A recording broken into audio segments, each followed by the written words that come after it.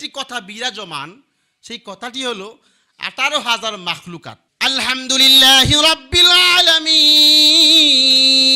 আলহামদুলিল্লাহি রাব্বিল আলম বলেন নাই, আলহামদুলিল্লাহি রাব্বিল আলামিন বলেছে। আল্লাহ বলেন নাই যে আল্লাহ জগতের মালিক, আল্লাহ বলেছেন আল্লাহ জগৎ সমূহের মালিক। আমাদের আলোচ্য বিষয় ছিল আল্লাহর সৃষ্টি নিয়ে চিন্তা করা, আল্লাহর সৃষ্টি নিয়ে চিন্তা ভাবনা করা। আমরা একটু কোরআনের শুরুতেই যাই। বিসমিল্লাহির রহমানির রহিম। আলহামদুলিল্লাহি রাব্বিল আলামিন। এটা সূরা ফাতিহার প্রথম আয়াত। সমস্ত প্রশংসা জগৎ সমূহের প্রতিপালক, জগৎ সমূহের প্রতিপালক আল্লাহ তাআলার জন্য। আমি কি আলহামদুলিল্লাহি রাব্বিল আলম পড়ছি না আলামিন পড়েছি? আলামিন পড়েছি। এক বছর আর বহু বছরের পার্থক্যটা বুঝেন। আলহামদুলিল্লাহি রাব্বিল আলম বলেন নাই, আলহামদুলিল্লাহি রাব্বিল আলামিন বলেছে। আল্লাহ বলেন নাই যে আল্লাহ জগতের মালিক, আল্লাহ বলেছেন আল্লাহ জগৎ সমূহের মালিক।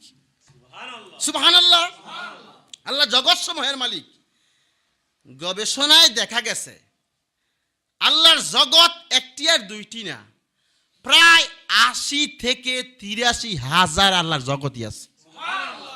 আমাদের সমাজে একটি কথা বিরাজমান, সেই কথাটি হলো